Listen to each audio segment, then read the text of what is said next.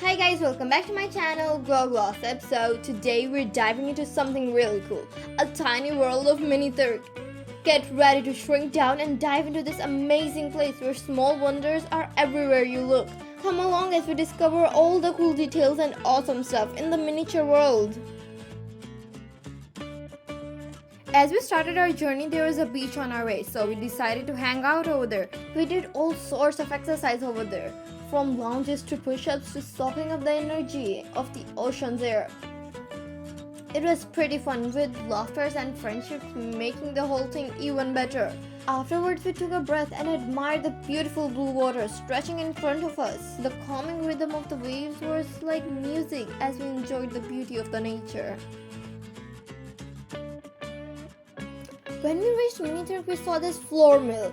People have been using these flour mills in Anatolia for super long time to make flour from grains like wheat.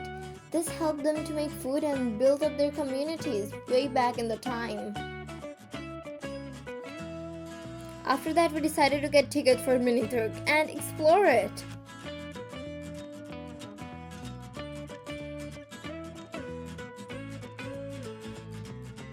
When we got the information about the Miniaturk tickets, for foreign visitors it was 385 lira, and for local visitors, if you had the citizenship of Turkey, it was 88 lira, and for students and teachers it was 33 lira.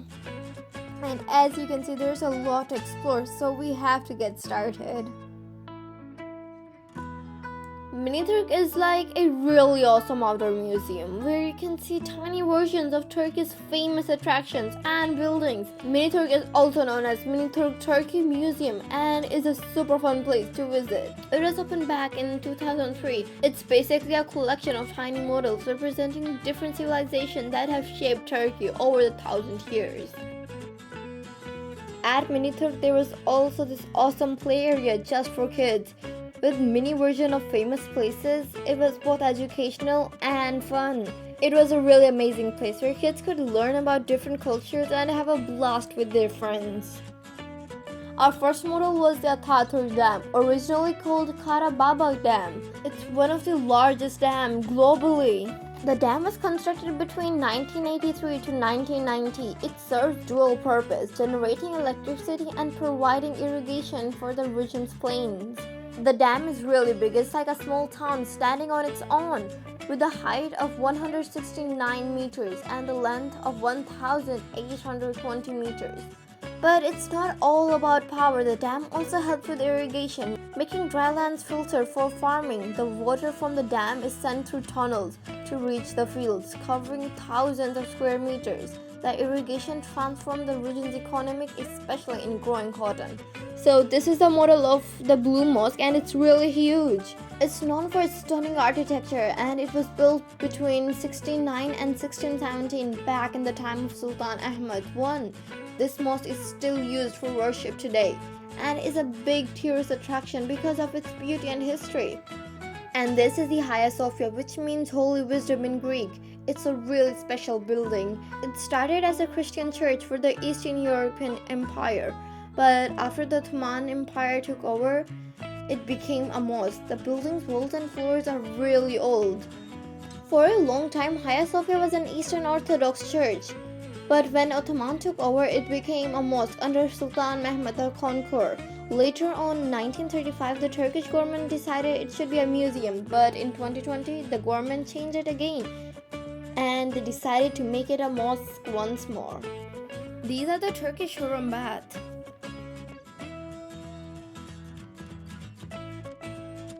So this area is set up just like it is set up in real life. Like at this corner there is the Hagia Sophia, and over here there are Turkish baths, and at that corner there is the Blue Mosque.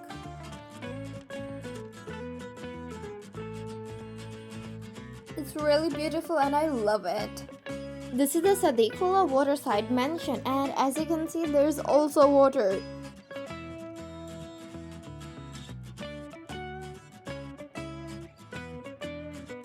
This is the airport and look at it, how huge it is.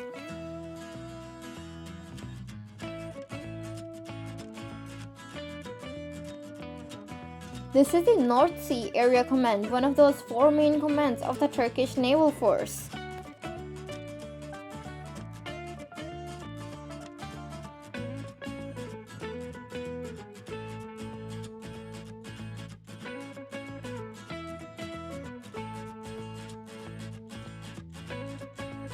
This is the model of Hagia Sophia. It's a really old church in Istanbul. The special thing is that it's the oldest church in the city, and it's never been turned into a mosque like some other churches. Instead, it was used to store weapons until the 19th century, and now it's a museum. Guys, look at this. It's actually a speaker, but it looks like a rock. How cool is that? This is the Tasisala camp. It has a really interesting past that goes way back in the 18th. It started off as a school of military engineering in 1773, but in 1844 it changed into the School of Civil Engineering. Nowadays, it's where Istanbul's Technical University has its different schools and departments. This is the Sokocicme Street, and it's between the Hagia Sophia and the Topkapi Palace. The houses in this street are really old, like from the 19th and 20th century.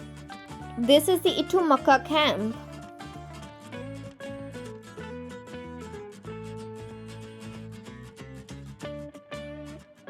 This is the Three Ahmed Fountain. And this is the Central Post Office of Istanbul. It's the largest post office in Turkey.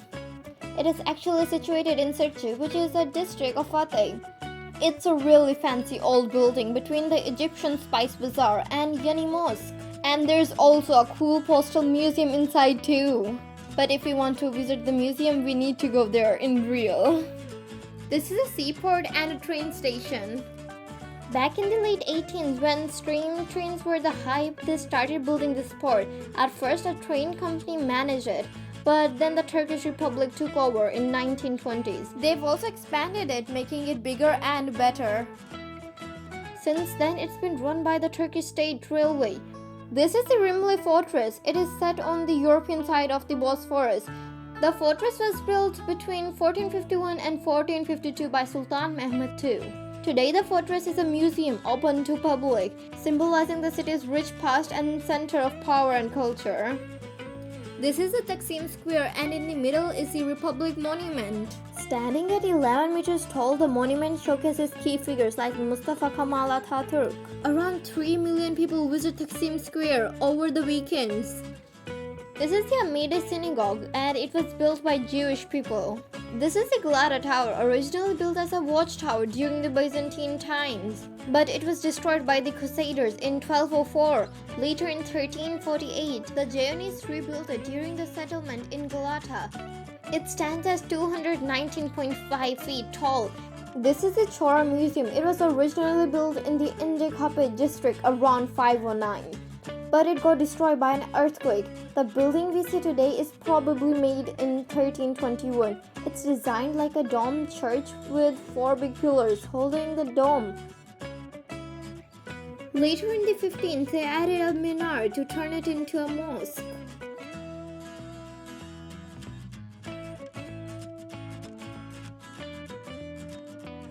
This is the St. Anthony Church. It was built in 1906 and opened for public in 1912.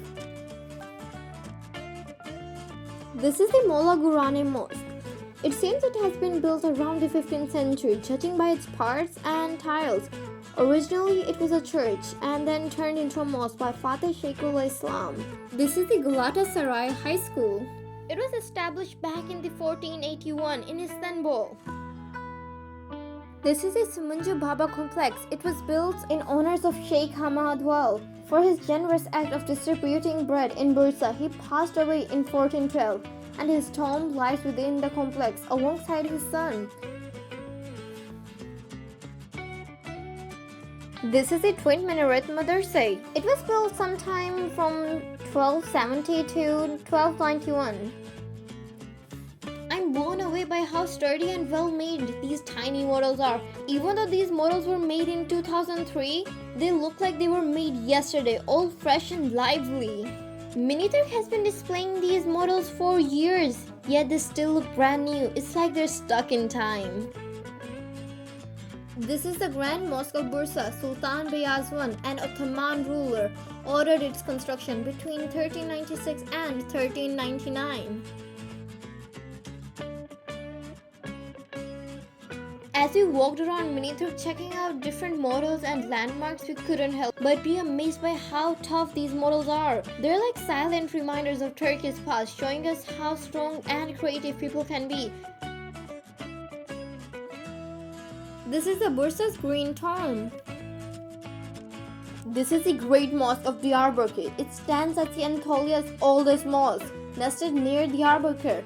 It was built in late 11th century, replacing an older mosque. This mosque can hold around 5,000 people. This is the Halilur Rahman Mosque. This mosque has been standing from 1209.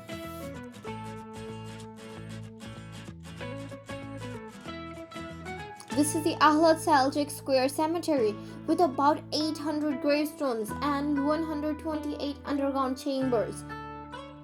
This is the Kirşahi Asa Pasha tomb.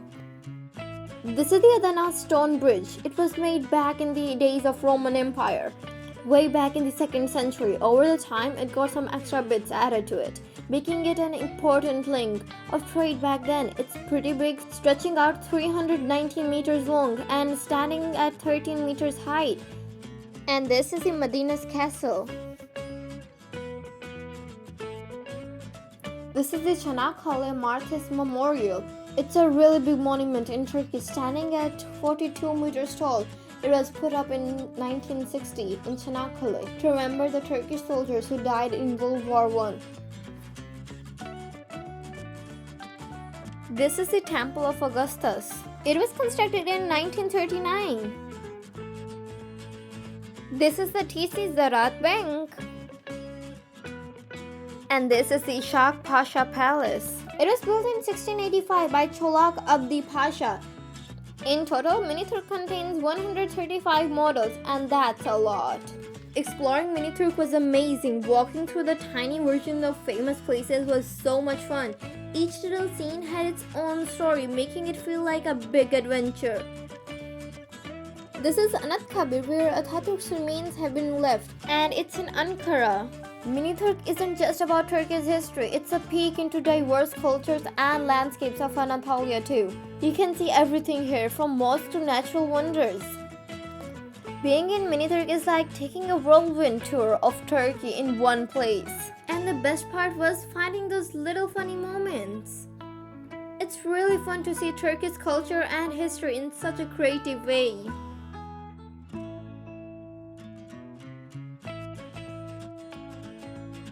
This is the Topkapi Palace. Its history dates back to the 15th century when Sultan Mehmed the Conqueror committed its construction.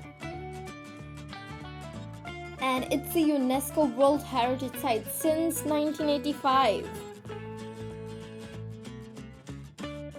And then we also saw this mini stadium. It was really cool. I love the details in the stadium. And my little brother is a soccer fan, so he loved it.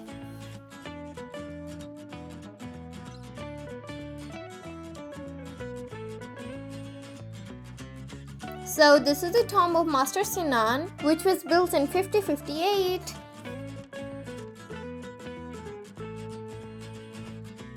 So this is the Suleymaniye Mosque, and it was built in 1550.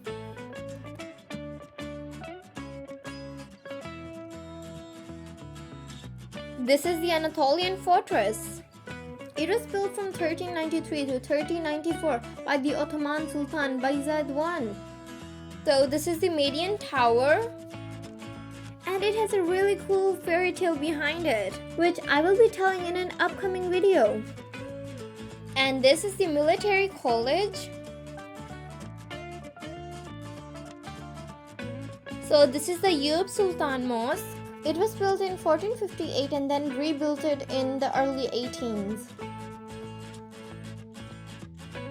This is the Walida Sultan Mosque.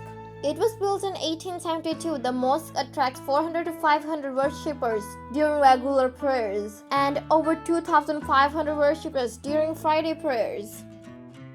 This is the Khedive Villa. It was completed in 1907. This is the Dolmasana's clock tower. This is also one of their palace.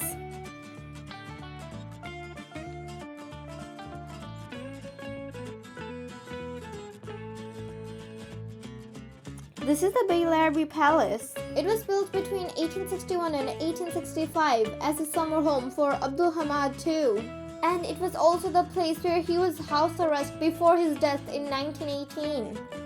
This is the Ejad Castle. It's an Ottoman stronghold from the late 18th century, serving the Grand Mosque of Mecca in present-day Saudi Arabia. So this is the Mehmet Ali Pasha Mosque. Its construction started in 1830 and then completed in 1848. This is the Hijaz Railway stretching from Damascus to Medina, modern-day Saudi Arabia. It was aimed to link Istanbul to the holy city of Mecca. It fell short due to World War I. Funding was challenging, relying heavily on donations from Muslims worldwide. Despite its significance, the project was abandoned in 1920. This is the Damascus Gate. It was constructed in 1542 by Suleymania the Magnificent. This is the Dombo Frog. It was built around 692 CE. And this is Masjid al-Aqsa. It underwent a lot of construction and repairs by different Islamic rulers over time. Despite earthquakes and conquest, the mosque has endured each era, leaving its mark on architecture. And this is the Mustar Bridge. It served as a vital supply route until it was destroyed by shelling in 1993. This is the Haji Bektash Valley complex. It was built in the 13th century. It originally served as a gathering place. These are the fairy chimneys, which are located in Cappadocia. These fairy chimneys are among Turkey's most famous natural wonders, attracting visitors worldwide to admire the stunning beauty. These tall rock fountains, shaped like natural forces over millions of years, define region's unique landscape. And this is Pamukkale, meaning cotton castles in Turkish. It's a natural marvel, attracting people worldwide with its stunning beauty and healing water. Pamukkale's unique blend of nature wonders and historical significance make it a top destination in Turkey. This is Aksaray Sultan Inn, also called Aksaray Sultan Hen. It's an ancient inn found in Istanbul, Turkey, built in the late 15th century during the Sultan Byzantine II's rule. This is Aspendos, a reminder of ancient Anatolia's architecture skill and cultural richness. It was built around 2,000 years ago. What makes this place stand out is its incredible acoustics. Today it hosts various cultural events, from classical concerts to modern theaters. Despite how old it is, the theater's design ensures clear sound and projection.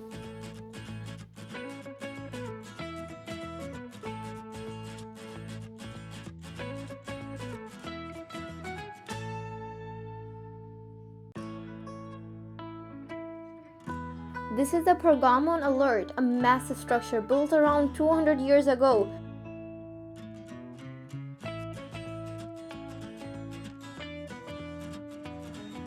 This is the mausoleum at Hagia Sophia. It was built over 2,300 years ago. This is the Temple of Artemis, which is one of the 7 wonders of ancient world. It was built in 16th century BCE. The temple fronted over 100 huge marble columns, each over 18 meters tall, adorned with fancy carving. And as we roamed around, there were a lot of models that we passed through. If you're a tourist and you want to learn more about Turkey's history, this is the best place to come. Being in Miniaturk is like visiting all the famous places in one place. This is the Samuel Monastery. It has a really rich history dating back around AD 386. It remained active until the 20th century. Today, as a museum, it attracts tourists from all around the world. And these are the rock houses of Mardin city. The city is in the southeastern Turkey. This is the Izmir clock tower, and look at the view behind. It's really pretty. These are the Yalabai houses. They stand proudly. It was constructed between the late 19th and the early 20th century. They hold historical significance. This is another mosque. This is the Konya Aladdin Mosque. Its construction started in 1155 and ended in 1200. And this is the Haladi Bridge. It's really beautiful. This is one of the fortress and look at how big it is. This is the Sultania Mosque, built by Sultan the Magnificent and designed by an architecture in the 16th century. And now let's go on to the bridge. The view from up here is absolutely breathtaking. You can see the airport really perfectly. The bridge we're standing on is the first Bosphorus bridge. You can see the whole Miniaturk from up here.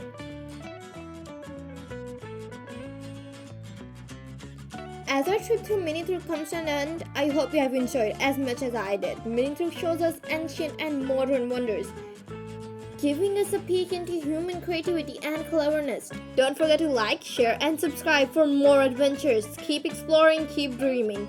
Until next time, it's me, Aisha Wahid, signing off.